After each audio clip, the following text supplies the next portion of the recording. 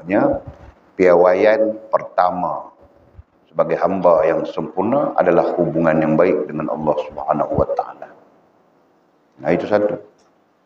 Yang kedua, walladzina hum 'anil lagwi mu'ridun.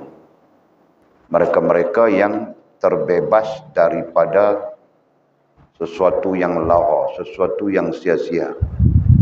Jadi dalam hidup sepanjang hari 24 jam dia terbebas daripada lagha, terbebas daripada sia-sia.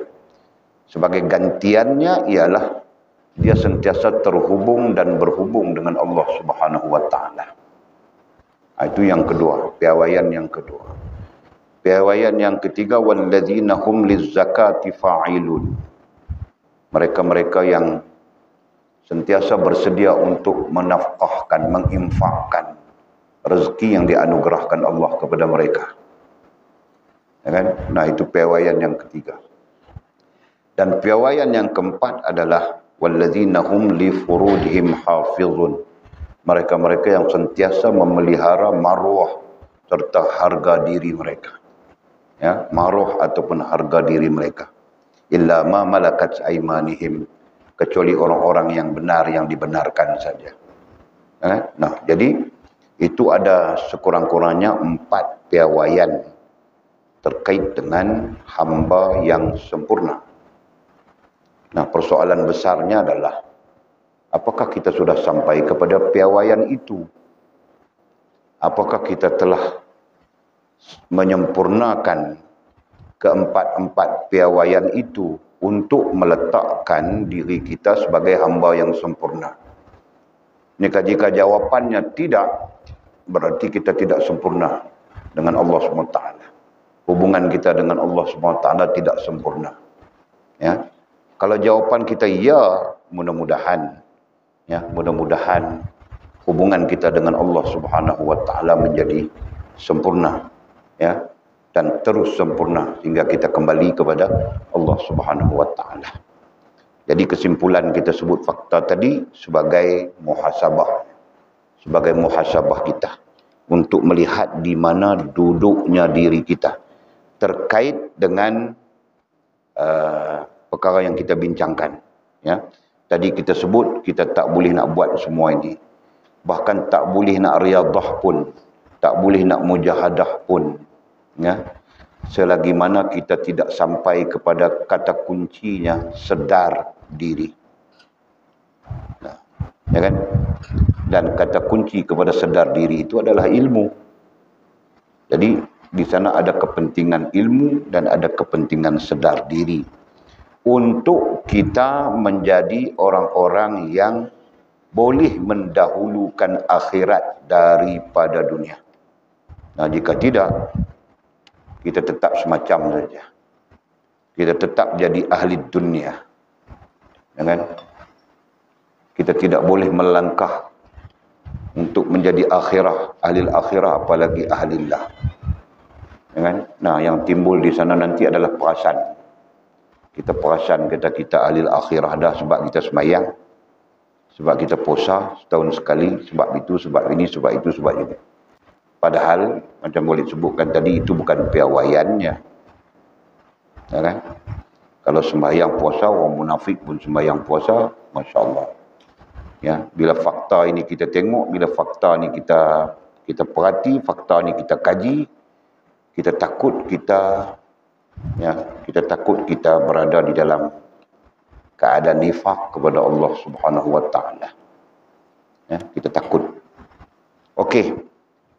Mudah-mudahan Allah Subhanahu wa taala memberikan kita pengetahuan dan upaya untuk riadah, upaya untuk melatih diri kita, ya, mengutamakan akhirat lebih daripada dunia. Ini tentang latih. Kalau kita tak latih, tak boleh duk sembang murung gitu lah kita. Kan? Sekali main mengaji, kita sembang macam tu. Sekali main mengaji, kita sembang macam tu. Sekali main mengaji, kita sembang macam tu. Balik pada mengaji, kita jadi aru-biru. Itu lah keadaan kita. Okey. Jadi musannif rahimahullah ta'ala menyambung perbincangan lepas dengan ayat Allah Subhanahu wa taala, a'udzubillahi minasyaitonirrajim, laisa kamitslihi syai'un wa huwas samiul basir. Maksudnya tiada suatu jua pun yang menyerupainya dan dia, yakni Allah, Maha mendengar lagi Maha melihat. Surah Asy-Syura ayat 11. Ayat ini menjadi dalil utama dalam ilmu usuluddin, ya, dalam ilmu tauhid, menjadi dalil dalam berakidah dengan Allah Subhanahu wa taala mutlak, kan? Itu dari sudut ilmu tauhid. Adapun dari sudut ilmu tasawuf, musannif mendatangkan dalil ini untuk menunjukkan kepada kita bahawa paragraf di atas itu, bahawa Allah ni dialah Maharaja yang satu. Ya.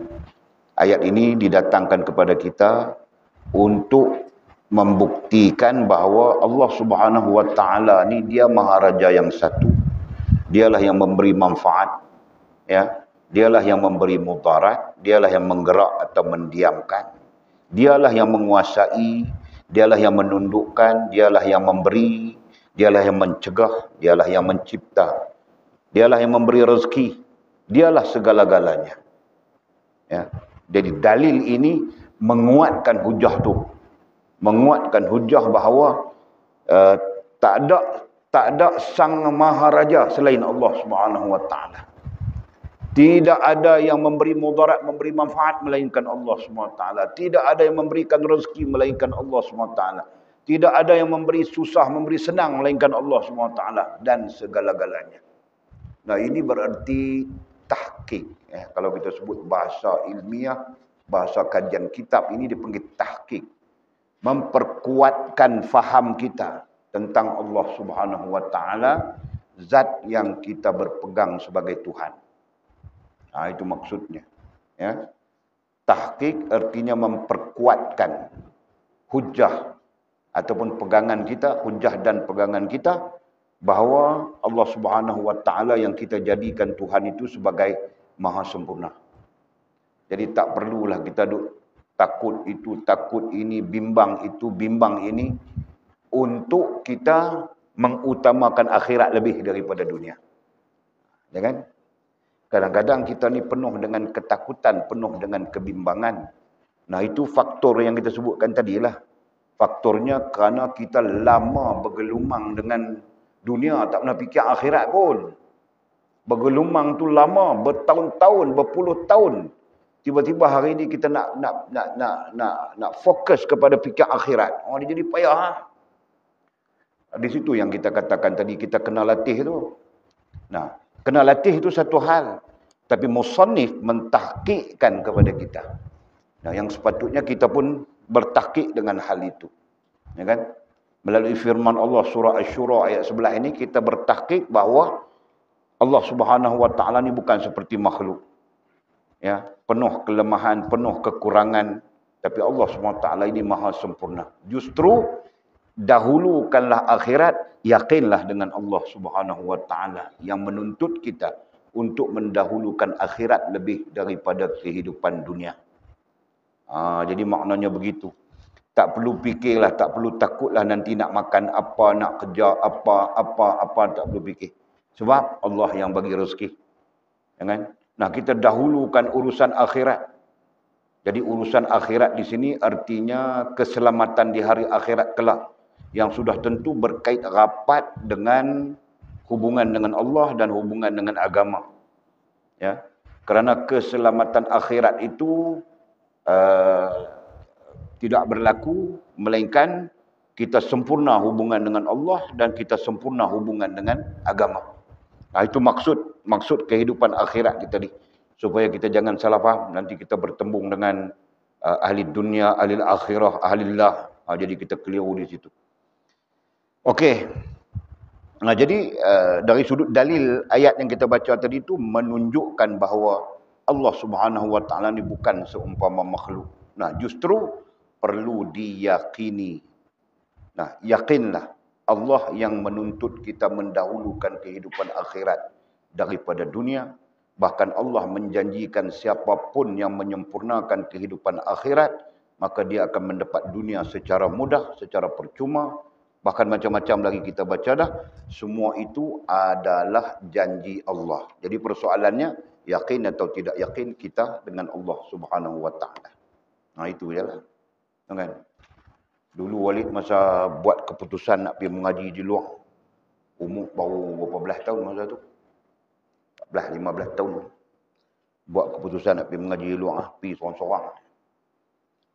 Macam-macam bantahan daripada family ni. Nanti hang nak kerja apa? Hang pergi mengaji ni, hang nak belajar ni, hang nak kerja apa? Masa tu Walid dapat offer MRSM. Oh, masa tu kalau masuk MRSM kira A semua nanti pergi Amerika, pergi Eropah. Tapi ayah Walid tak minat. Walid pun berminat nak jadi doktor pada masa tu, tapi ayah Walid tak bagi. Jadi Walid pun ketika itu mengajilah. Mengaji luar, pergi mengaji di luar. Luar negara sendiri ya. Pergi sendiri ya. Jadi adik-beradik ni macam mana? Macam-macam lah. Nanti hang nak kerja apa, nanti hang macam mana. Hang apa ni, macam-macam lah. Orang kata apa? Negatif. Adik-beradik ni semua negatif. Lepas tu Walid balik-balik main, Walid duduk sampai lah, hidup segang-bugang, tak ada hal apa pun. Yang pergi mengaji di Belgium, yang pergi mengaji di Spain. Balik main kerja jual kereta. Kan? Meniaga kereta, second hand dealer. Itu cerita satu, Walid tak ada hal apa pun. Mereka yang semua. Kadang-kadang telefon nak pinjam duit kat kita dah. Okay? Ini gambaran lah. Gambaran nak menunjukkan apa? Nak menunjukkan benarlah. Ya, benarlah Allah yang menguruskan rezeki kita hamba. Allah Subhanahu Wa Taala yang memberi kemudahan, memberi kepayahan dan sebagainya. Ini hak Allah. Walaupun sisi pandang manusia nanti nak kerja apa, kalau mengaji agama, mengaji kitab, mengaji ini nanti nak kerja apa. Tapi pada sisi Allah SWT tak ada hal apa pun. Begitulah maksudnya. Ya kan? Tahqiq ya, yang penting adalah tahqiq. Walid sebut tahqiq ni pasal apa? Pasal kita dalam banyak keadaan keliru hal keyakinan dengan Allah Subhanahu Wa Taala. Ya. Kita dalam banyak keadaan keliru, celaru soal keyakinan dengan Allah Subhanahu Wa Taala. Bukan kita yakin betul pun. Kita yakin bila benda ada, bila benda tak ada kita pun tak yakin. Kita yakin bila benda ada di depan kita, bila tak ada di depan kita ataupun belum ada, kita pun tak tahu nak yakin macam mana. Di sanalah yang menyebabkan kita terlibat dengan keduniaan ataupun terlibat dengan hal-hal yang tak menghubungkan kita dengan Allah Subhanahu Wa Taala. Nah, begitu. Okey. Kemudian kata musannif, alangkah bodohnya kamu. Betul lah. Kita akuilah itu. Jangan. Sebab itu kamu pun bila Walid cakap bodoh, janganlah nak kecil hati. Ini cakap bodoh ya, kecil hati. Dia duduk menangis, bawa pokok manggis. Apa hal? Nangis bawa pokok cepedak tu, tempat Rashidah duduk tu. Pokok cepedak tu rumah Rashidah. Tahu Rashidah? Tahu Salihah Rashidah? Rashidah ni dia langsiang dia langsiang, hantu langsui. Rumah dia di pokok cepedak tu. Kan duk seronok sangat dia pokok cepedak tu. Nampak gelap, hampa ingat Walid kartun lah. Walid suruh dia tunjuk gambar. Walid boleh sembang dengan langsui ke dengan apa ke boleh. Tapi tu Walid suruh Aina sembang dengan Walid. Kalau Aina tak mau sembang, Walid sembang dengan hantu. Hantu Aina. Okey. Alangkah bodohnya kamu. Maulana Mursyid pun dia sebut istilah yang sama. Ini bukan penghinaan, ini bukan hina, ini bukan perkataan menghina, tapi perkataan muhasabah, ya, supaya kita sentiasa sedar, supaya kita sentiasa mengukur diri kita. Nah, kalau musannif menyebut alangkah bodohnya kamu, macam mana kita nak fikir? Fikirlah, kita yakin ke tak yakin dengan Allah Subhanahu Wa Taala. Macam boleh sebutkan tadi, dalam banyak keadaan kita sebenarnya tidak yakin dengan Allah Subhanahu Wa Taala. Nah, itulah kebodohan. Kita tidak yakin dengan yang maha kuasa. Kita tidak yakin dengan yang maha memberi.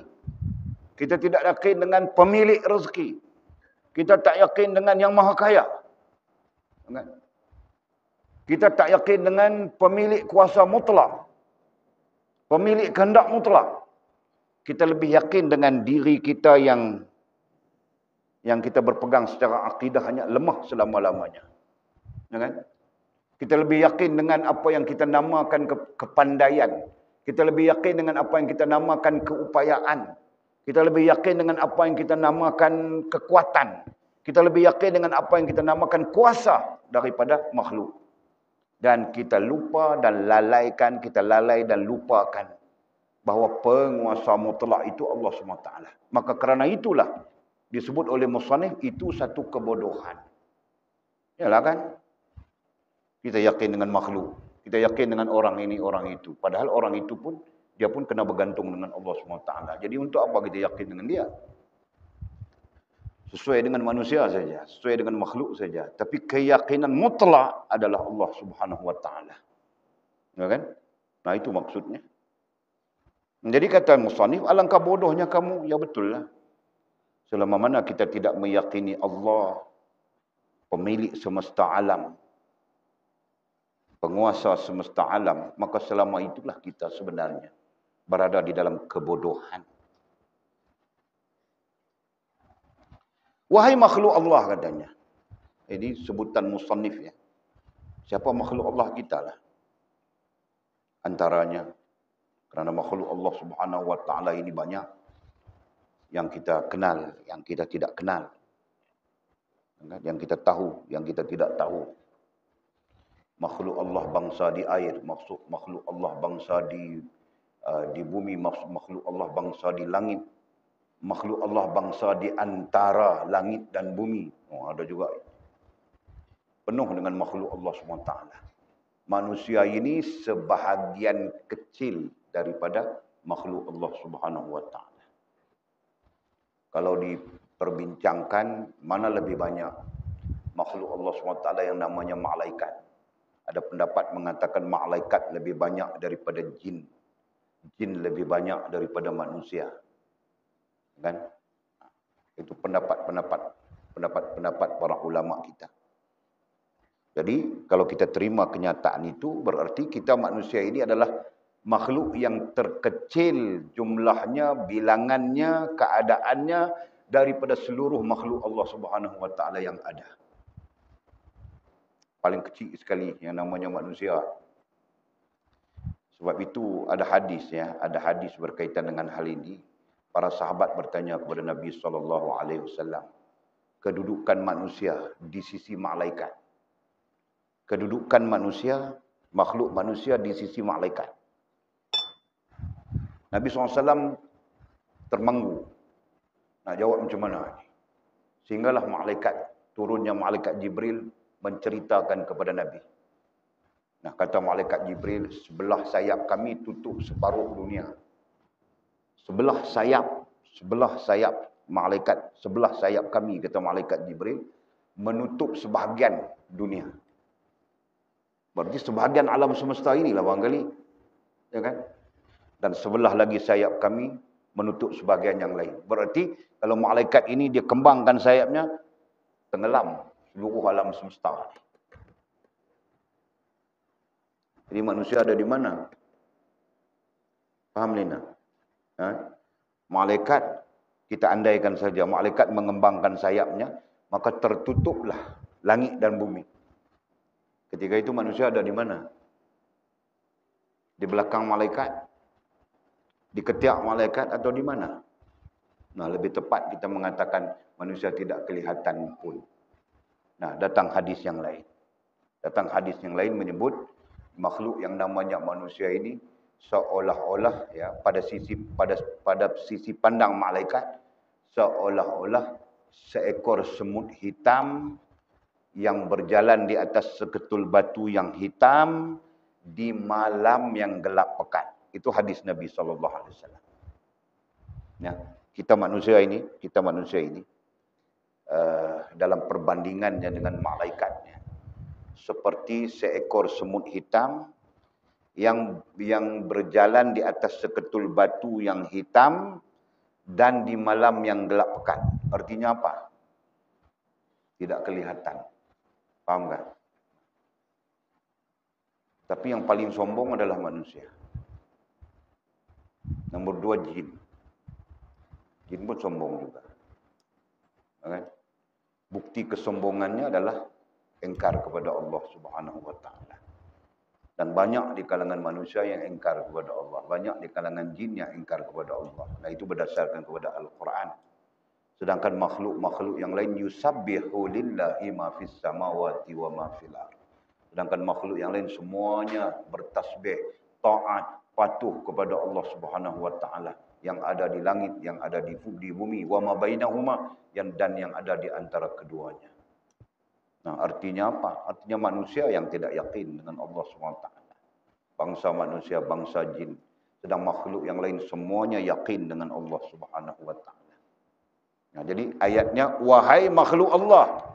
Makhluk yang mana? Makhluk yang bodoh itu tadi. Kenapa bodoh? Karena tidak yakin dengan Allah Subhanahu wa taala. Betul lah. Tidak yakin dengan Allah itulah yang menyebabkan kita lupa, kita lalai, kita lupa terhadap urusan kita dengan Allah. Kita lalai, kita lupa terhadap urusan kita dengan agama. Dan kita lebih pentingkan apa yang dinamakan dunia. Dan dunia kita. Kita lebih pentingkan hal-hal yang tidak menghubungkan kita dengan Allah Subhanahu wa taala. Masya-Allah, betul lah. Nah, jadi katanya wahai makhluk Allah. Kita terima dengan kesedaran. Katanya kamu tidak mengetahui. Kamu tidak mengetahui.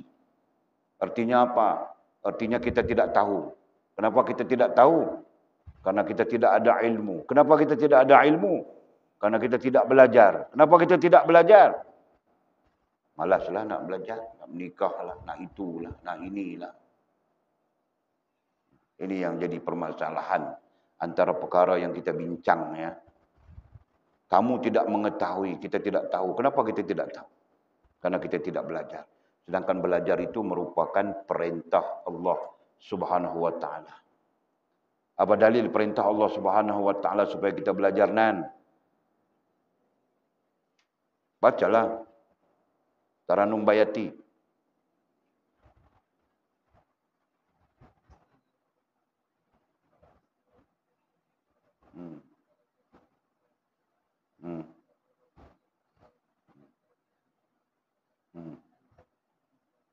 Masya Allah, tabarakallah. Itulah dalilnya. Ya, yang menunjukkan tuntutan Allah Subhanahu wa taala ke atas kita supaya belajar. Dengan belajar itulah kita mencapai tahu. Kalau belajar pun tak mau nak capai tahu macam mana? Nah, akhirnya tak terupah. Kan? Tu boleh disebut dalam mengaji-mengaji kita, jangan jadi tak tahu apa. Yang perempuan akan jadi ibu. Madrasah pertama, guru pertama kepada anak-anak adalah ibu.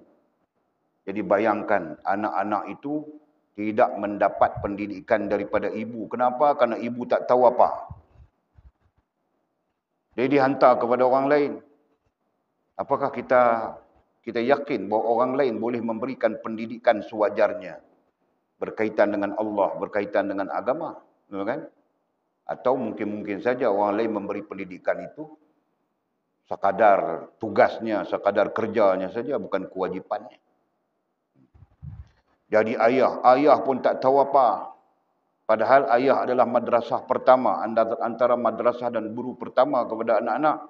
Nah, akhirnya anak-anak pun tak tahu apa juga. Hantar kepada orang lain. Apakah orang lain boleh mengajar, boleh memberi pendidikan sewajarnya sesuai dengan tuntutan agama? Jadi akhirnya jadi tak tahu apa. Anak-anak tak tahu apa sebab apa? Sebab mak bapak tak tahu apa. Mak bapak tak tahu apa sebab apa? Sebab Tok Wan pun tak tahu apa. Mungkin. Begitulah keadaannya.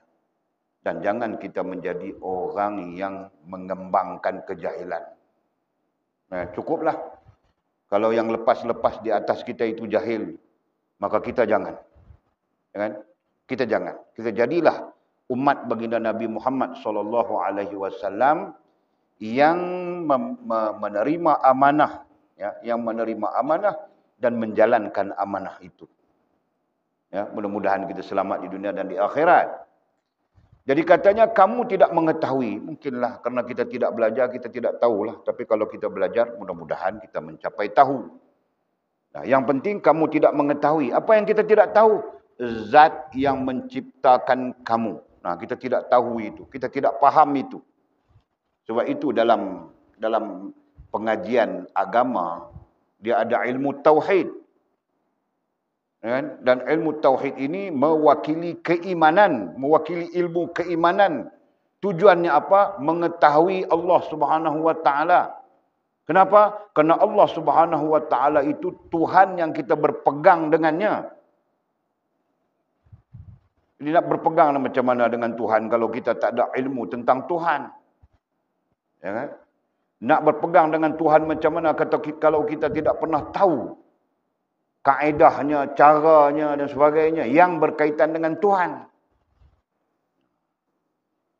Jadi sebab itulah para ulama kita sudah menyusun atur, sudah menstrukturkan macam mana kita nak belajar ilmu agama, ya, supaya kita selesai dalam masalah pegangan, kita selesai dalam masalah akidah, itu bahasanya, bahasa ilmunya. Kita selesai dalam masalah ibadah, kita selesai dalam masalah adab. Semua itu akan menunjukkan kepada zat yang satu, iaitu Allah Subhanahu wa taala. Baik namanya adab, baik namanya ibadah, baik namanya akidah. Semua ilmu itu akan menunjukkan kepada kita Tuhan yang satu, iaitu Allah Subhanahu wa taala. Dan wasilah kepada Tuhan itu Nabi Muhammad sallallahu alaihi wasallam. Itu saja. Tapi kalau kita tak belajar, kita tak tahu apa. Hari ini banyak yang tak tahu apa daripada tahu. Okay? Mungkin 10,000 orang, satu pun kita payah nak jumpa yang tahu. Kalau ada pun tahu, macam Walid lah, tahu sikit-sikit lah. Tapi tahu sikit-sikit pun kita boleh kongsi lah. Kita ada macam tu. Sementara kita nak jumpa yang tahu banyak. Okay? Okey, jadi kita melihat teks ini, perkataan Maulana Musannif kita sebagai suatu pengajaran, ya, sebagai satu muhasabah kepada kita. Kamu tidak mengetahui. Jadi nak mengaku macam mana terserah kita. Ya kan? Betulkah kita tak tahu ataupun kita tahu ataupun kita sedang mencari tahu, nah itu terserah kita. Ya. Tapi Walid mengajak dengan nama Allah, mengajak semua, marilah kita cari tahu. Sehingga kita sampai kepada tahqiqnya tahu kita itu. Jangan biar duduk melayang, tergantung. Kita tak boleh nak tahqiq, tak boleh. Kan? Sebab ini pegangan. Bila pegangan, dia kena tahqiq. Sama saja ibadah kena tahqiq. Lagi tak tahqiq ibadah itu, kita was-was. Betul kan macam ni? Betul kan macam ni? Betul kan macam ni? Ya kan? Begitu juga adab. Adab pun kita kena jelas. Kalau kita tak jelas lagi itulah kita tak tahqiq. Boleh jadi kan macam ni? Kena kan macam ni? Tak boleh, dia kena tahqiq. Sebab semua perkara mesti berlaku dengan yakin. Iman mesti berlaku dengan yakin. Selagi mana kita tak yakin, kita nak kata kita beriman. Macam mana? Kan? Ni kita sendiri pun tak yakin, lepas tu kita duduk dakwa kita beriman. Tak betul lah. Ya. Kita jelas sudah. Iman berdiri dengan yakin. Begitu juga dengan fiqh, dengan ibadah. Ibadah pun berdiri dengan yakin. Selagi mana tidak yakin, selagi itulah tidak sah ibadahmu. Kan? Tapi nak yakin macam mana dalam keadaan kita tak ada pengetahuan. Jadi kita duk was-was, ikut orang, taklid dan sebagainya. Begitu juga dalam soal adab. Jadi tuntutan ke atas mengetahui itu ialah sehingga kita yakin. Jadi maksud ayatnya, kamu tidak mengetahui, artinya kamu tidak yakin. Itu lebih tepat. Ya kan? Tahu itu asasnya, yakin itu matlamatnya. Jadi mengetahui dengan yakin. Zat yang menciptakan kamu. Tak tahu, tak kenal. Tak kenal. Bila habaq mengaji tentang akidah, tanpa akidah ni. Itu cerita apa? Kan? Duk tak ketahuan hala, tak ada satu asas, tak ada satu dasar. Berarti kita tak tahu, kita tak yakin. Sedangkan kita dituntut ya, tadi kita baca ada dalil dibaca oleh Sahibul Qari, saudara Adnan dengan Taranum Bayatinya tadi, dia baca surah Al-Alaq. Iqra' bismi rabbikal ladzi khalaq, 5 ayat itu menjadi dalil wajibnya kita menuntut ilmu sehingga kita faham. Jadi katanya kamu tidak mengetahui yakin zat yang menciptakan kamu. Betul, kita tak tahu. Kita tahu tapi kita tak yakin atau kita memang tidak tahu. Begitu. Katanya dengan pengetahuan yang sebenarnya Allah. Ada lagi di situ. Mengetahui zat yang menciptakan kita, yakni Allah SWT dengan pengetahuan yang sebenar. Apa maksud pengetahuan yang sebenar? Maksudnya kaedahnya, sumbernya benar, kaedahnya benar, dan hasilnya benar. Itu pengetahuan yang benar. Ya, dalam ilmu psikologi kita berbincang tentang apa yang menunjukkan sesuatu itu benar. Katanya sumbernya benar. Satu, sumbernya benar. Yang kedua, metodnya benar. Yang ketiga, implikasinya benar. Nah, maka itu adalah benar. Sumber yang benar adalah Al-Quran dan Sunnah Nabi SAW. Dan kemudian ijma' dengan qiyas. Jadi ada 4 sumber. Langsung tidak langsung. Ini sumber kebenaran. Satu, Quran. Yang kedua, sunnah. Yang ketiga, ijma'. Dan yang keempat, qiyas. Ini secara umum ya. Ini adalah sumber benar. Jadi kalau kita tak belajar dengan sumber-sumber ini, sampai bila pun kita tak benar. Kita berkhayal saja. Ataupun istilah kitanya apa? Perasan. Kita perasan saja. Perasan betul, perasan pandai, perasan bijak, perasan ini. Kita keluar universiti, kita keluar sana, kita keluar sini. Kita mengaji tahap itu, kita mengaji tahap ini. Kita perasan pandai. Padahal bodoh berdengung. Di sisi Allah SWT, di sisi agama. Nah, kita nak keluar daripada realiti ini. Kita tidak mau perasan. Ya, karena perasaan itu adalah perasaan, rasa dan perasaan yang salah. Ya. Kita nak apa? Kita nak tahqiq. Nah, justru tahqiq itulah kita perlu belajar daripada sumber yang benar. Qurannya, sunnahnya, ijma'nya, qiyasnya. Kemudian metod yang benar. Metod ini telah disepakati. Benarnya metod ataupun kaedah ataupun cara ialah cara yang disepakati. Jangan kita belajar cara yang tidak disepakati. Nanti Maria pergi betapa di gunung apa-apa pula dah. Mana hilang Maria? Tapa 4 bulan di Pulau 9. Sana pulau dekat 7 ya, dia pergi buat 2 biji jadi 9. Pulau 9 pula di tapa. Itu bukan metod yang sah ya. Itu bukan metod, bukan cara, bukan kaedah yang sah. Adapun kaedah yang sah, apa yang telah ada di dalam ijma' dan apa yang telah ada di dalam qiyas. Nah, kena betul metodnya. Macam kita belajar akidah sifat 20 ataupun Abu Hasan Asy'ari, aliran Abu Hasan Asy'ari ataupun aliran Imam Abu Mansur Maturidi ataupun aliran Quran dengan sunnah langsung misalnya. Itu adalah metod-metod yang sah. Ya, jangan kita duk mengaji belajar metod yang tidak betul, metod yang tidak sah. Itu memberi makna pengetahuan yang sebenar tadi. Takut pengetahuan yang kita dapat itu tidak benar. Tak betul. Ya. Kerana pengetahuan yang kita dapat tak betul, kita pun jadi tak betul. Sekarang ni pun banyaklah di universiti-universiti jadi Syiah lah. Kan? Mengaji peringkat tinggi, peringkat universiti jadi Syiah. Lepas itu ada pula ajaran-ajaran baru pula lah ni. Apa hak lah. Macam-macam. Ajaran apa Ibrahim apa? Milah Abraham. Dia tak sebut Ibrahim, dia sebut Abraham. Ini semua penyelewengan yang kalau kita perhatikan kenapa jadi begitu, metodnya tak betul. Sumber tak betul, metod tak betul. Maka jadilah Penyelewengan jadi sesat itu pasal. Dan yang ketiganya implikasi. Apa implikasinya? Kalau sumber betul, metod betul, implikasinya baik. Implikasinya menjadikan kita manusia yang berakidah, beribadah dan beradab. Itu implikasinya. Tapi kalau kita tengok akidah tak tentu hala, ibadah tak tentu hala, adab pun hancur, maka itu implikasi daripada cara yang tidak kena, sumber yang salah. Begitulah keadaannya. Ya.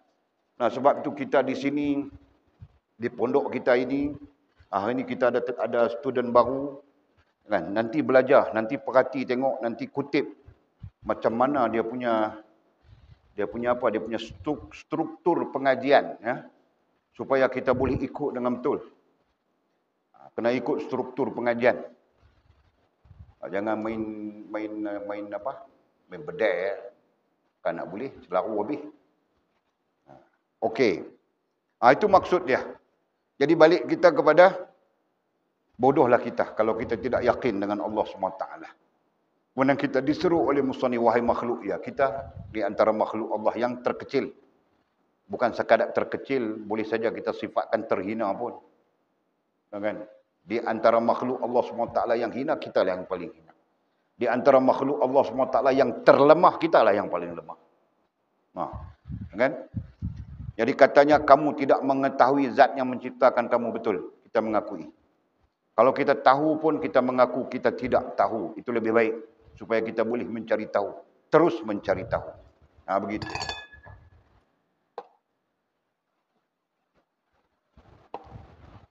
Okey. Dengan pengetahuan yang sebenar. Jadi ada dua isu langsung tidak langsung di situ. Satu, mencari tahu zat yang menciptakan kita, yakni Allah SWT. Dan yang kedua, pengetahuan yang sebenar. Kedua-duanya perlu perlu ditahqiqkan, ya, perlu dijelaskan. Ya, tak boleh kita tak tahu. Itu. Jangan kita gunakan metod-metod yang salah. Macam-macam sekarang ini. Itulah, inilah, jadi macam-macam. Okey.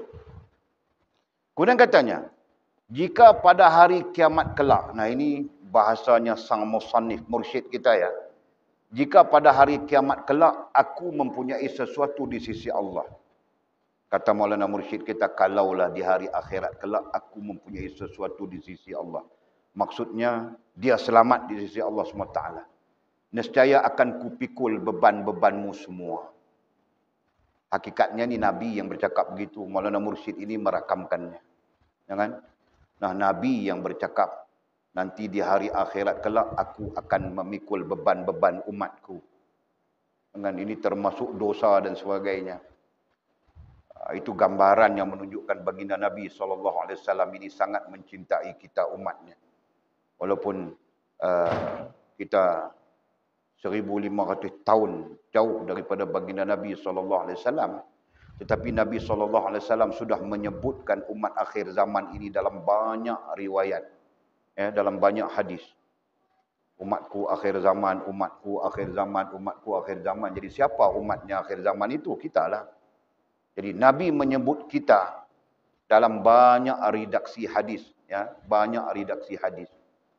Di mana Nabi SAW mengingatkan, supaya kita betul, kita benar, supaya antaranya ialah jangan meninggalkan solat dan sebagainya.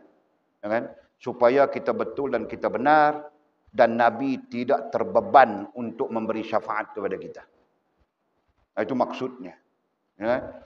Nanti Nabi nak bagi syafaat kepada kita, tetapi terbeban baginda Nabi SAW dengan kesalahan-kesalahan pokok kita. Ya kan? Apa kesalahan pokok? Itulah, tidak mengetahui, tidak mengenali, tidak memahami Allah SWT. Nah, itu kesalahan-kesalahan pokok. Dalam teks Indonesia dia panggil kesalahan fatal. Tentang apa fatal ni?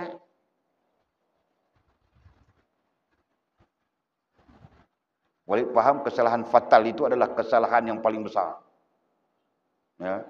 Rupa-rupanya kesalahan apa? Fatal apa, Cik? Yang tak patut. Okey, kesalahan yang tak patut kita buat. Kesalahan yang tak patut berlaku kepada kita. Apa? jahil. Sebab itu jahil ni pada sisi lain dikatakan Allah sangat murka. Kan? Jahil termasuk dosa besar. Jangan ingat jahil termasuk dosa kecil.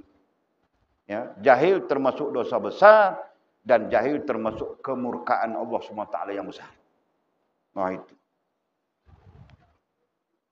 Tapi orang hari ini dia tak sedar ada dia jahil. Sebab apa? Sebab dia cikgu, dia ustaz, dia engineer, dia doktor, dia apa. Dia tak sedar ada dia jahil pun. Dia sedar ada dia keluar pada universiti, dia pengaji universiti, dia pandai. Mungkinlah kita katakan begitu kan. Allah Masya Allah. Okey. Balik kepada hal tadi. Jika pada hari kiamat kelak aku di sini merujuk kepada Maulana Mursyid kita Syekh Abdul Qadir Jailani. Dan sisi lain kita sebut hadis Nabi SAW. Nabi menuturkannya dulu. Maulana Mursyid menuturkannya kemudian dalam teks ini. Jadi sama saja keadaan. Kalau mereka nanti di sisi Allah SWT, di sisi Allah mereka mendapat kebaikan-kebaikan, nescaya akan kupikul beban-bebanmu semua. Mungkin dia akan memberi syafaat kepada kita. Ya kan? Ditentang syafaat langsung tidak langsung. Nabi memberi syafaat. Ada beberapa orang yang disabitkan di hari akhirat kelak memberi syafaat ya, boleh memberi syafaat. Ada pendapat ada khilaf ya, ada perbezaan pendapat. Satu pendapat mengatakan yang boleh memberi syafaat itu Nabi Rasul. Yang keduanya alim ulama. Dan yang ketiganya orang yang menyeru kepada ma'ruf mencegah mungkar. Ya, yang boleh memberi syafaat. Nah, ini kita tulis sebagai maklumat saja. Ini berdasarkan kepada hadis-hadis Nabi SAW. Nah, akhirnya para ulama faktakan orang yang boleh memberi syafaat ya, yang boleh memberi syafaat di akhiratnya. Satu, Nabi Rasul. Kedua, alim ulama. Yang ketiga, orang yang menyeru kepada ma'ruf dan mencegah mungkar ya, dan sebaliknya. Nah, tiga ini masyhur di kalangan ulama. Nah, ada lagi satu pandangan, ini mereka menambah ya, yang keempatnya ibu bapa. Mereka menambah. Tapi yang ini ada bantahan para ulama mutaakhir, yang ini. Yang nomor 4. Yang ini tidak ada bantahan. Tapi yang ini ada bantahan yang banyak. Dalam arti kata yang lain, khilaf itu berlaku dan bantahan kepada khilaf itu pun berlaku. Ya. Seolah-olah macam ibu bapa tidak memberi syafaat. Bahkan ibu bapa didakwa. Dia sendiri terdakwa, macam mana dia memberi syafaat. Ya kan? Itu logiknya itu, rasionalnya itu. Ini berarti ibu bapa akan terdakwa. Menjadi yang terdakwa. Jadi sebab itu ini lebih munasabah. Nabi Rasul memberi syafaat, alim ulama memberi syafaat. Alim ulama memberi syafaat dari sudut ilmun yantafa'u bih. Ilmu mereka dimanfaatkan oleh generasi seterusnya. Ya kan? Nah, maksudnya itu. Dan yang ketiga, orang yang menyeru kepada ma'ruf dan mencegah mungkar. Nah, mereka memberi syafaat. Sebab mereka menjalankan amanah ya daripada Nabi Rasul. Yang lain daripada itu mereka tidak memberi syafaat. Ada pendapat-pendapat lain yang agak lemah ya. Dikatakan pendapat-pendapat yang lemah. Orang hafal Quran 30 juzuk akan memberi syafaat kepada kaum keluarganya. Itu ada, tapi pendapat ini sebenarnya lemah. Sangat lemah. Kan? Orang yang hafal Quran, dia memberi syafaat kepada kaum keluarganya. Nah, kalau dia hafal Quran, dia benar, mungkin boleh diterima. Tapi kalau dia hafal Quran, dia pun tak benar, dia pun terdakwa. Macam mana dia nak bagi syafaat? Jadi, Rasionalnya di sini. Ya, ini adalah pendapat yang paling rasional. Nah, lain daripada itu, tak boleh memberi syafaat, mengharapkan syafaat. Nah, ini berarti kita nanti pun mengharapkan syafaat baginda Rasul, baginda Nabi, baginda Rasul sallallahu alaihi wasallam, Sayyidul Anbiya, yang akan memberi syafaat kepada seluruh umat manusia. Ya kan? Yang kedua, kita mengharap syafaat alim ulama macam Syekh Maulana Mursyid kita. Sampai hari ini kita baca teksnya, tidak tahu sampai berapa tahun, mungkin sampai hari kiamat ada orang yang akan membaca teksnya. Nah, itulah manfaat. Ya kan? Nah, mereka boleh memberi syafaat. Yang ketiganya, orang-orang yang mengajak kepada baik dan mencegah, menyeru kepada ma'ruf, mencegah mungkar. Nah, mereka lah boleh memberi syafaat. Sebab itu kalau ada orang mengajak kita kepada baik, ingatlah mereka nantinya boleh memberi syafaat kepada kita. Nah, itu maksudnya. Kita pun serupa saja. Kalau kita mengajak orang kepada baik, nah nanti antara mereka, antara kita menjadi syafaat antara satu sama lain. Okey. Jadi apabila musannif menyebut nescaya akan kupikul beban-bebanmu semua. Nah, artinya memberi syafaat lah itu. Kan? Mulai orang yang pertama hingga orang yang terakhir. Bahkan orang yang pertama daripada manusia sampai orang yang terakhir daripada manusia. Kalau ya, dia pun menggunakan istilahnya tadi, jika dia di sisi Allah Subhanahu wa taala. Ya, jika dia diterima oleh Allah Subhanahu wa taala, nah dia pun mengatakan dia akan memberi syafaat kepada kita. Ya, orang yang mengikutinya, mendengar seruannya, mendengar ajarannya dan sebagainya. Itu jika. Nah, kalau jika dia pun terdakwa, berarti dia pun tidak boleh memberi syafaat kepada kita. Nah, siapa yang akan memberi syafaat kepada kita? Jadi sebab itu balik kepada poin kita tadi, pensyafaat yang paling utama adalah diri sendiri. Ya. Pensyafaatan, pertolongan yang paling utama di hari akhirat di depan Allah Subhanahu wa taala adalah diri kita sendiri. Ini disebut oleh para ulama tafsir khususnya. Ya, jadi diri kita sendirilah yang akan memberi pertolongan kepada diri kita sendiri di hadapan Allah SWT. Nah, kemudian baru datang Rasul dan sebagainya. Jadi macam mana syafaat kepada diri kita sendiri? Macam kita sebutkan tadi, kita perlu menjadi orang yang mengetahui, memahami. Jadi langsung tidak langsung terkait dengan ilmu. Ya kan? Masya Allah, tabarakallah. Mudah-mudahan ini menjadi pengajaran kepada kita. Difikirkan, dimuhasabahkan. Ya kan? Nah, wali sampai di sini, bayangkanlah, kita bayangkan saja. Kalau Nabi tidak boleh memberi syafaat kepada kita. Bukan Nabi tidak boleh memberi syafaat. Tapi kita tidak layak untuk mendapat syafaatnya baginda Nabi. Nah, itu permasalahannya. Ya kan? Nabi boleh memberi syafaat kepada siapa sahaja. Bukan umatnya, bahkan seluruh umat yang lain.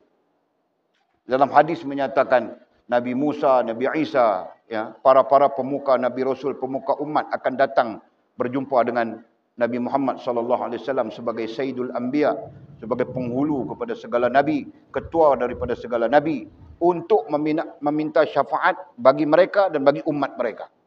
Nah, ini menunjukkan bahawa Nabi SAW adalah pemberi syafaat. Syafaat dengan makna pertolongan, itu kan?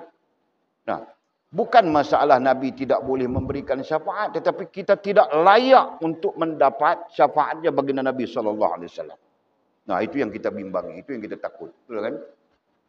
Nah, hari semua orang pandang siapa yang boleh tolong, siapa yang boleh tolong. Tiba-tiba kita tidak layak untuk mendapat syafaatnya baginda Nabi. Allah, la haula wala quwwata illa billah. Macam mana? Itu. Okey. Kemudian kata musannif, wahai orang yang membaca. Ini musannif, ini penterjemah menterjemahkan dengan membaca. Kalau ikutnya, wahai orang yang iqra, berarti orang yang belajar. Wahai orang yang menuntut ilmu. Begitu. Ya kan? Wahai orang yang membaca. Jadi terjemahan ini menyebut membaca. Perkataan Arab asalnya adalah iqra juga. Ya kan? Artinya orang yang belajar. Wahai orang yang membaca, ai belajar. Bacakanlah untukku satu buku ai kitab. Ya kan? Kalau teks Arabnya menyebut kitab lah, diterjemahkan jadi buku. Bacakanlah untukku satu buku dari penduduk langit dan bumi. Artinya apa? Ajarkanlah kepadaku satu buku, satu kitab dari penduduk langit dan bumi. Nah, kitab itu adalah Al-Quranul Karim. Tidak ada kitab yang dibangsakan dengan bangsa langit dan bangsa bumi, melainkan Al-Quran, melainkan wahyu. Ya kan? Nah, kalau dia sebut dari penduduk langit dan bumi, nah itu dipanggil kitab bangsa wahyu, tidak lain melainkan Al-Quran. Jadi maksud musannif, ya, katanya belajarlah olehmu Al-Quran. Wahai orang yang belajar. Nah, itu artinya. Bacakan, artinya ajarkanlah untukku satu kitab dari penduduk langit dan bumi, yakni Al-Quran. Nah, itu kita bercakap tentang sumber tadi. Jadi, akidah mesti sumbernya Al-Quran. Ibadah mesti sumbernya Al-Quran. Adab mesti sumbernya Al-Quran. Ya. Jangan sampai kita tidak tahu apa. Ya. Nah, tentang tahu tidak tahu apa ini, Walid berdepan dengan memang banyak orang-orang yang macam itu. Tidak tahu apa, main cakap saja. Dengar cakap pun kita tahu bodoh sudah, tidak betul. Kan? Nah. Okey. Setiap orang yang beramal dengan suatu amalan, ini komentarnya. Tadi tentang belajar, yang kedua tentang membaca Al-Quran, ya. Membaca Al-Quran di sini bukan maksudnya baca tartil, tapi memahami Al-Quran, tadabbur dipanggil. Ya, jadi kita ada dua jalan, dua cara untuk Al-Quran. Satu namanya tartil, belajar baca Al-Quran. Jangan sampai kita ini baca Al-Quran pun macam apa mau cakap, ya. Jadi jangan tidak boleh baca Quran. Nanti jadi ayah kau yang akan mengajar anakmu Quran. Jadi ibu kita yang akan mengajar anak kita Quran. Mau ajar macam mana kita pun cumpang-camping. Ya kan? Yang jadi ayahnya dari mulalah nampak orang lain. Yang jadi ibunya pun sama saja. Mau ngajar macam mana, kita pun cumpang-camping, mulalah nampak orang lain. Nah, padahal orang lain tidak boleh mengajarkan, ya kan, seperti mana yang sepatutnya. Nah, okey. Jadi setiap orang yang beramal dengan suatu amalan, tadi kita sebut dua, satu tartil, lagi satu tadabbur, ya. Lagi satu belajar Al-Quran dipanggil tadabbur. Tadabbur artinya memahami, ya, memahami ayat-ayat Allah Subhanahu wa taala. Jadi versi memahami ayat-ayat Allah Subhanahu wa taala ada dua. Satu langsung daripada Al-Quran, yang kedua daripada huraian-huraian para ulama yang telah mendisiplinkan ilmunya. Jadi ada ayat yang dihuraikan daripada disiplin ilmu tauhid. Ada ayat yang dihuraikan daripada disiplin ilmu fiqh. Ada ayat yang dihuraikan daripada disiplin ilmu adab. Ada ayat yang sifatnya am, sifatnya tazkirah dan sebagainya. Ya, yang penting faham. Ya, jadi nanti anak tanya, "Mak Islam ah." Buat cerita ayat ni, tak tahu nak cerita apa. Kan? Hari ini 100% ibu bapa itulah keadaannya. Mungkinlah agak keterlaluan kalau kita sebut 100%. Tapi 99.9% ibu bapa tidak tahu apa tuntutan Al-Quran. Itu ada kajiannya, ada kajian. Masya Allah. Okey. Guna katanya, setiap orang yang beramal dengan suatu amalan, baru tentang amalan. Setiap orang yang beramal dengan suatu amalan, maka amalnya itu akan menjadi pintu antara dia dengan Allah. Siapapun yang beramal dengan suatu amalan, sama ada amalan itu kecil ataupun besar, bukan halnya, tetapi yang namanya amalan itu dia tetap tertakluk kepada hukum taklifi. Betul kan? Yang namanya amalan dia tetap tertakluk kepada hukum taklifi. Sama ada dia wajib atau sunat, atau makruh, atau haram, atau harus. Nah, semua yang terkait itu disebut sebagai amalan. Kita menjauhi arak. Nah, itu dengan sendirinya menjadi amalan. Dengan kita menjauhi maksiat, nah dengan sendirinya menjadi amalan. Ya. Jadi amalan itu bukan nanti kita melakukan dengan anggota badan kita saja. Kita menjauhi yang haram, nah itu amalan. Okey. Jadi kata musannif, setiap orang yang beramal dengan suatu amalan, baik dia wajib, sunat, makruh, haram, harus, ya. Maka amalnya itu, maka apa yang dia lakukan, amalnya itu, apa yang dia lakukan akan menjadi pintu antara dia dengan Allah Subhanahu wa taala. Jadi musannif memajaskan, mengkiaskan dengan pintu. Nah, maksud pintu adalah jalan masuk. Ada istilah ilmunya dipanggil jalan masuk ke majlis Allah. Itu istilah ilmunya. Ya, kalau kita mau mudahkan, artinya jalan untuk Allah terima diri kita.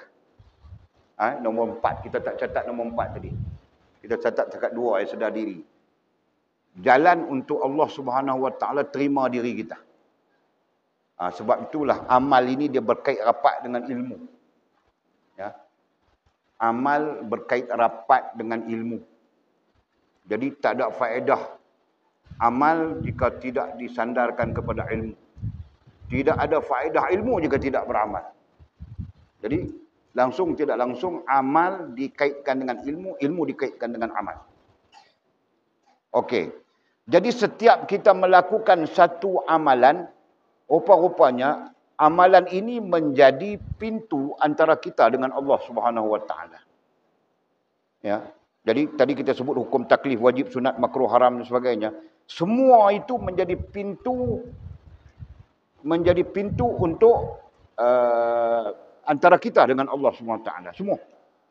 Dan kita klasifikasikan apa lagi yang wajib. Jadi amalan-amalan yang wajib, semua amalan menjadi pintu, apalagi amalan yang wajib. Semua amalan menjadi punca kepada Allah menerima diri kita, apalagi amalan yang wajib.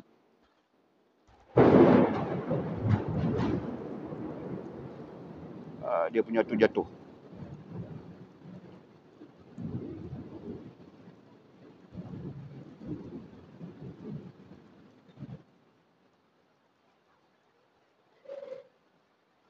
Okey.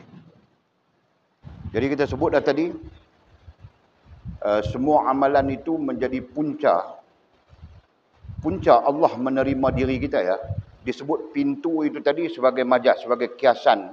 Ya, makna lebih tepat adalah punca kepada Allah SWT menerima diri kita, apalagi amalan yang wajib.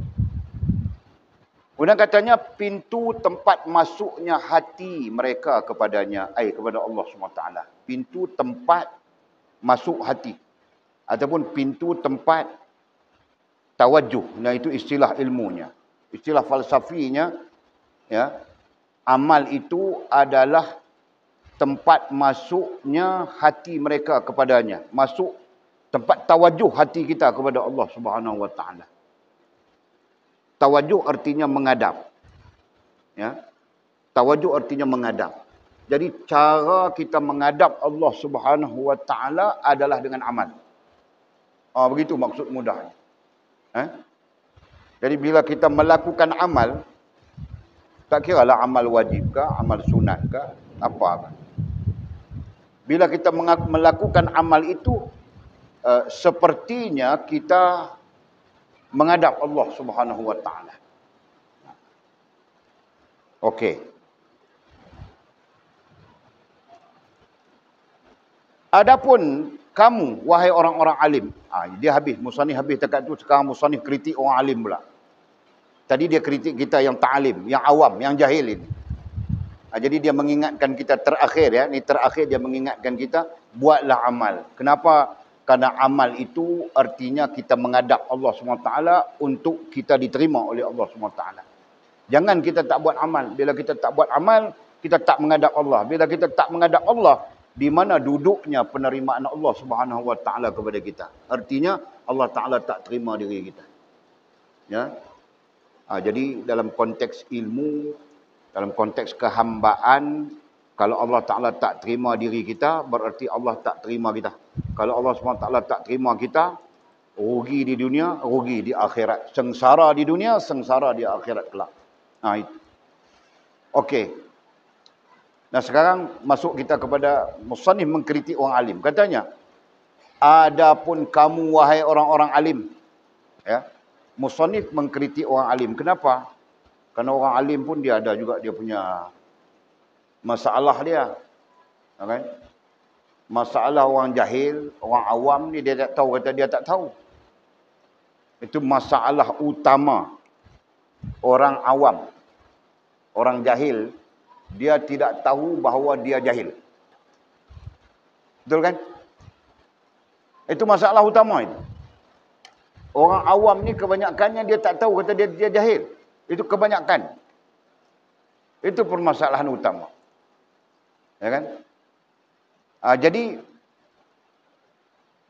kalau dia tahu kata dia jahil, berarti dia keluar daripada jahil murakkab. Dia masuk kepada jahil basit. Kemudian dia belajar sehingga dia tahu, berarti dia masuk dalam arti kata, dia masuk dalam orang awam. Kategori orang awam. Ya kan? Nah, itu tentang kesalahan orang awam. Jadi, Bukit Selambau akan menerima kilat lebih kuat. Bukit Selambau akan menerima kilat lebih kuat daripada tempat lain. Disebabkan Bukit Selambau kawasan iron ore. Kawasan bijih. Kawasan bijih besi. Jadi kawasan bijih besi dia akan menerima kilat lebih banyak, lebih kuat daripada kawasan yang bukan bijih besi. Jadi tak heran lagi dah. Nah tu. Ngaduk latah pula. Okey. Jadi katanya, adapun kamu wahai orang alim, ini kritik musannif kepada orang alim. Kamu hanya disebutkan dengan pendapat ini dan pendapat itu. Betul lah. Orang alim kita ni pun kadang-kadang masalah dia suka sibuk dengan percanggahan pendapat. Kan?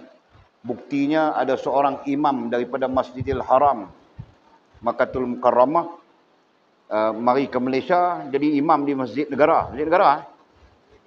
Syekh Mahir Ali kan nama dia. Kan?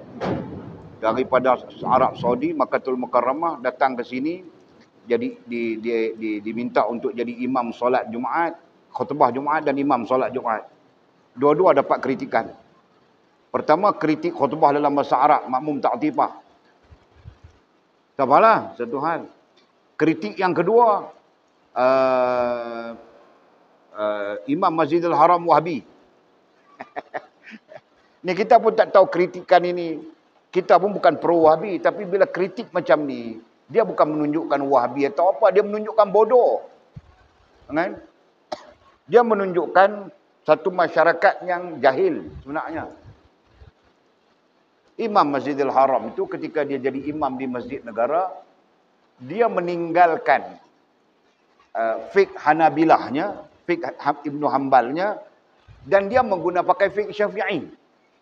Ketika dia jadi imam di Masjid Negara tu, kita dengar Bismillahirrahmanirrahim. Alhamdulillahirabbil alamin. Padahal fiqh dia bukan baca bismillah pun.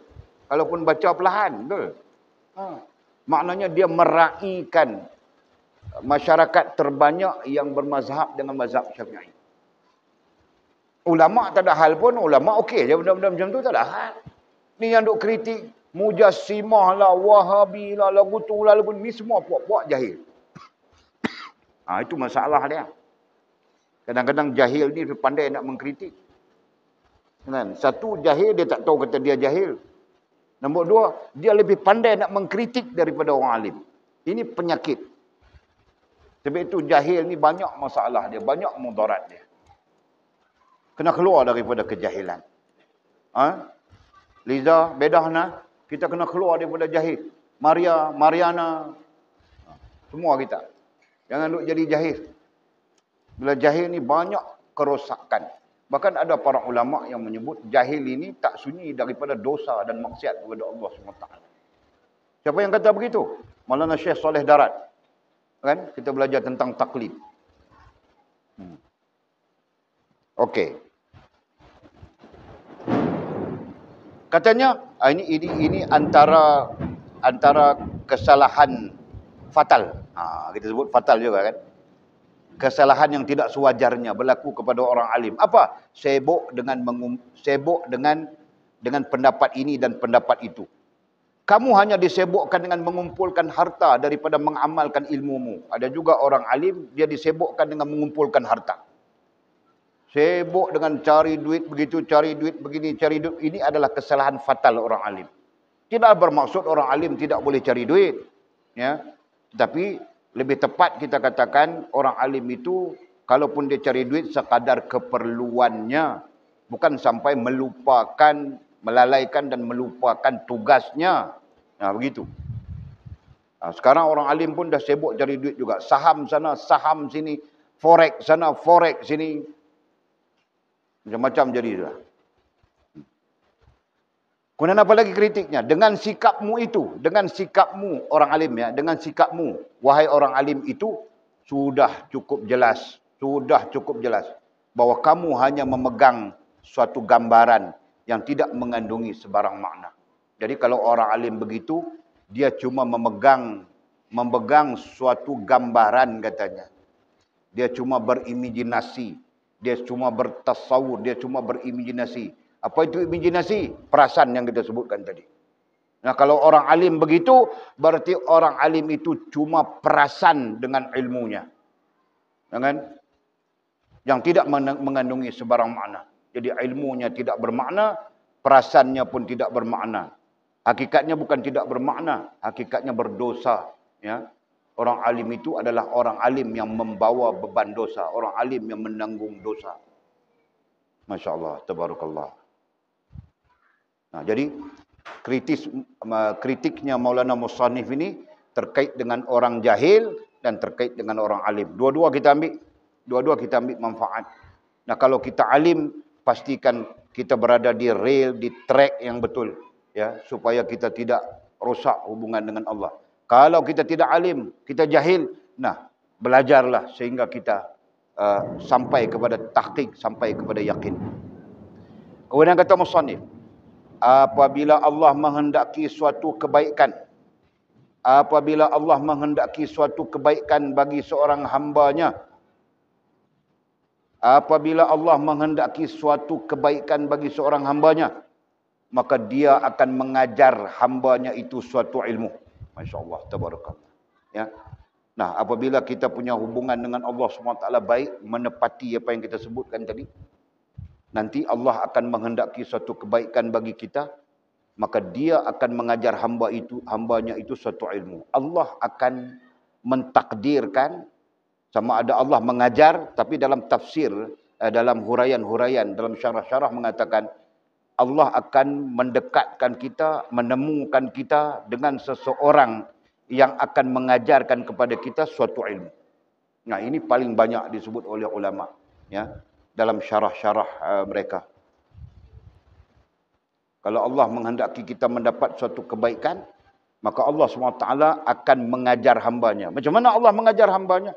Dengan menemukan seorang hamba dengan seseorang yang mengajarkannya.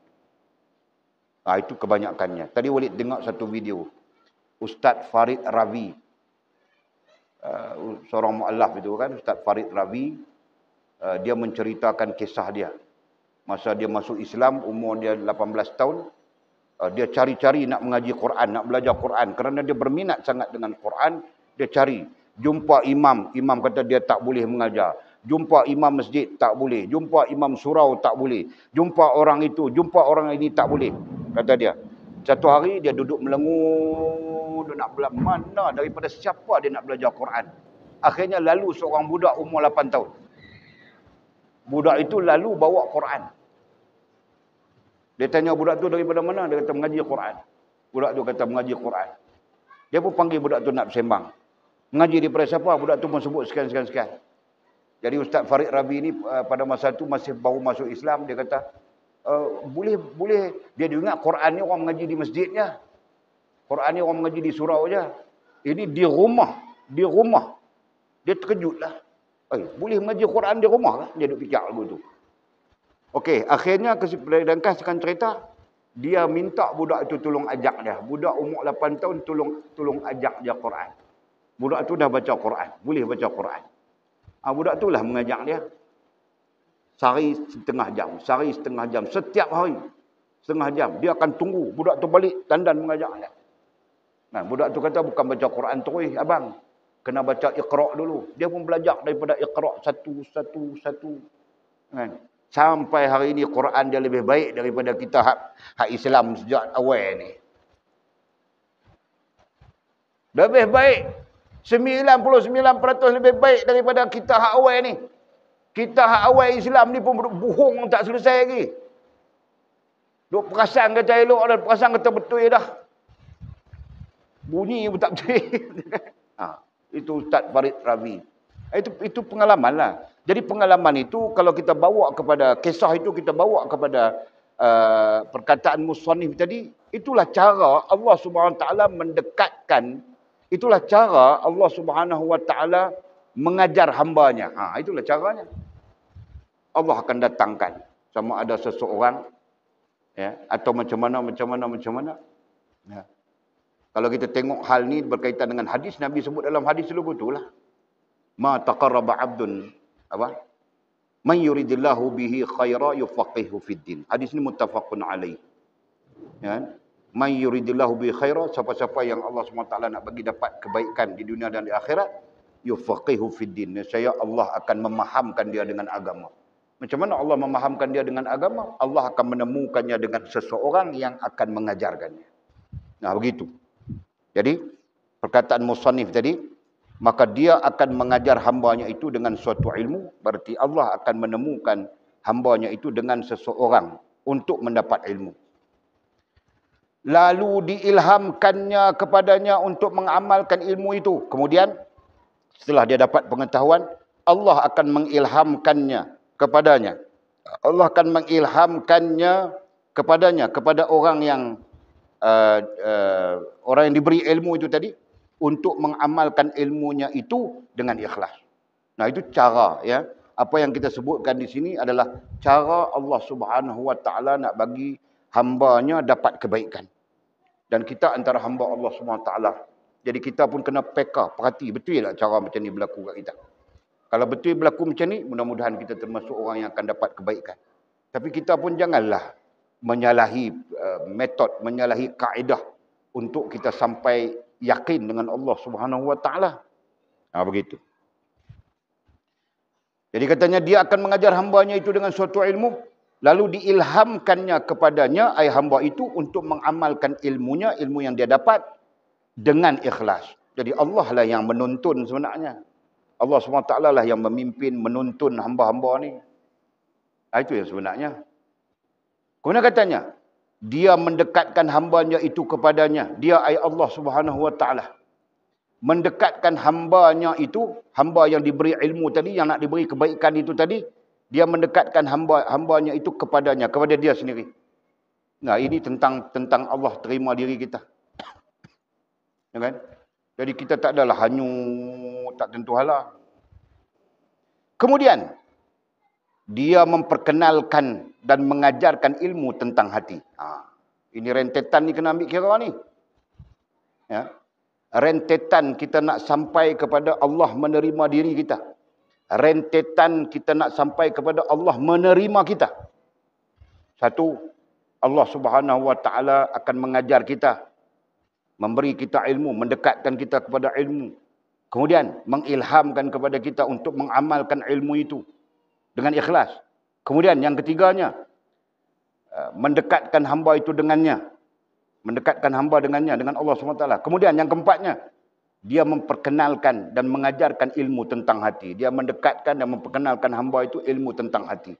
Nah, adapun ilmu tentang hati itu kita sebut ilmu kerohanian. Ya kan? Kita sebut ilmu kerohanian, ataupun kita selalu sebut menepati disiplinnya, kita sebut tasawuf kerohanian. Tak semua orang belajar tasawuf kerohanian ni. Dan macam-macam pandangan lah. Macam-macam pandangan. Tapi dalam konteks kita sebutkan tadi, kalau Allah nak bagi kita dapat kebaikan, begitulah prosesnya. Kan? Begitulah prosesnya. Allah antara lain ialah Allah akan memperkenalkan dan mengajarkan kepada kita ilmu tentang hati, ai kerohanian.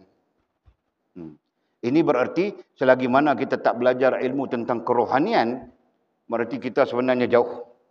Ya, kerana metod dekat dengan Allah Subhanahu Wa Taala itu adalah antara rohaniah,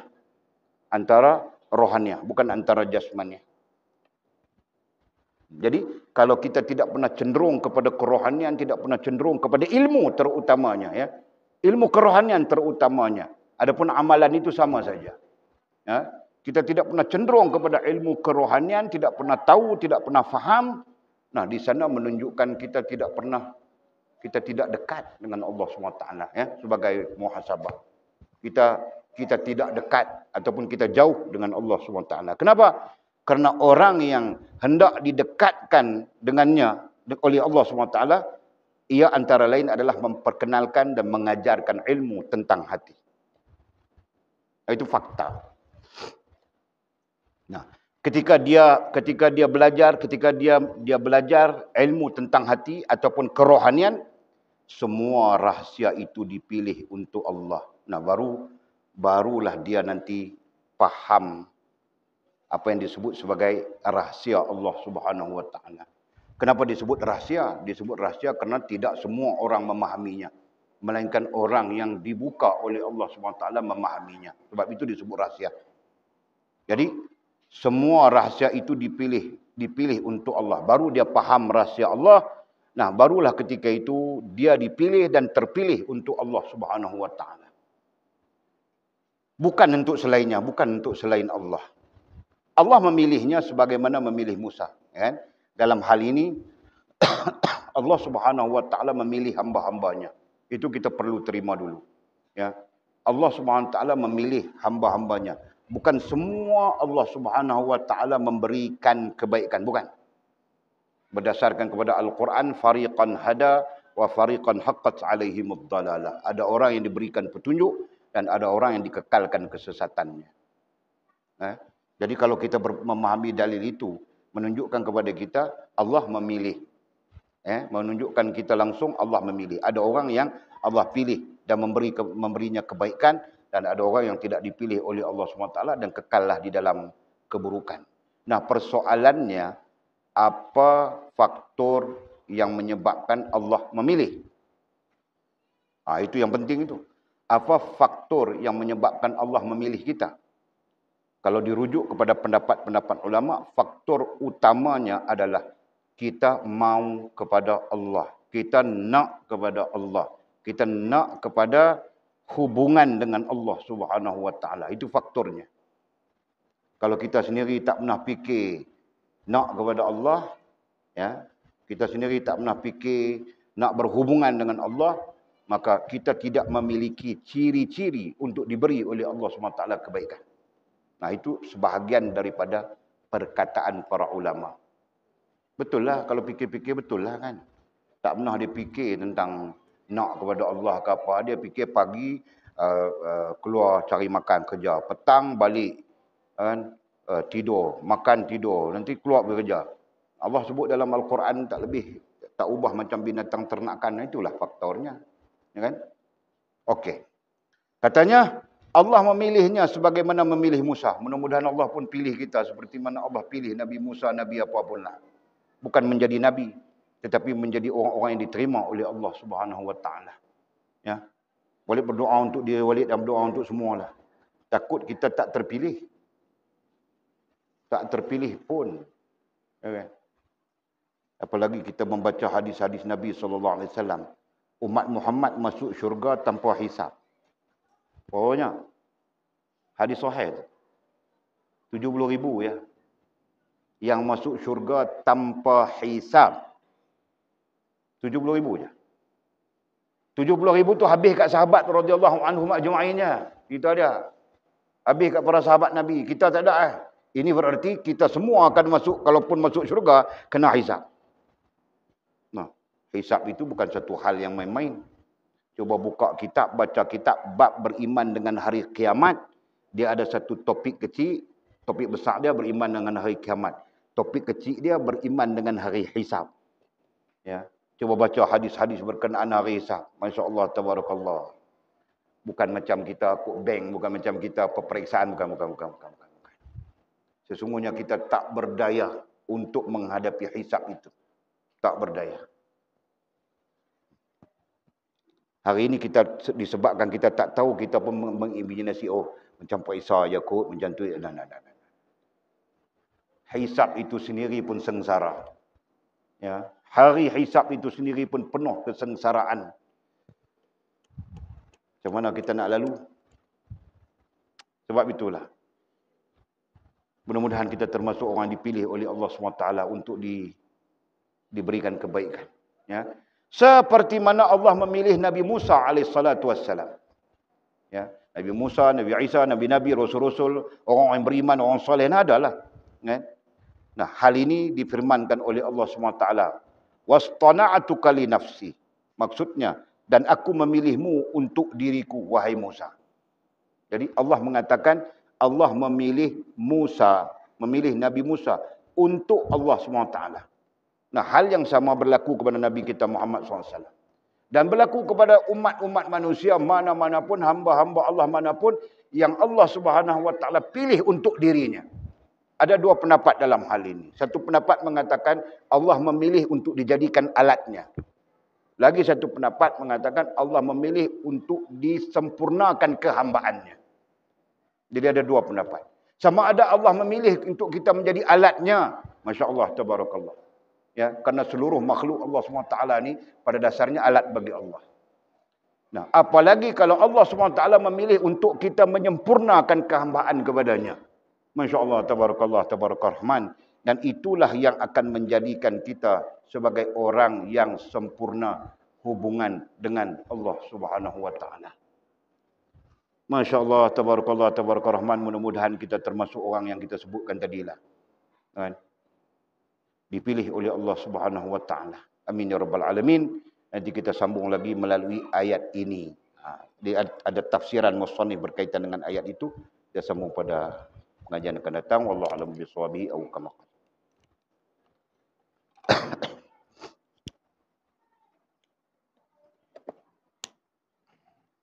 Ada soalan yang perlu dijawabkah?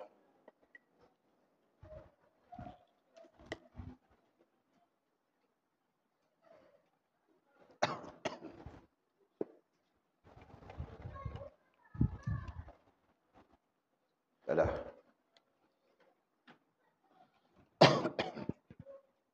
Bismillah.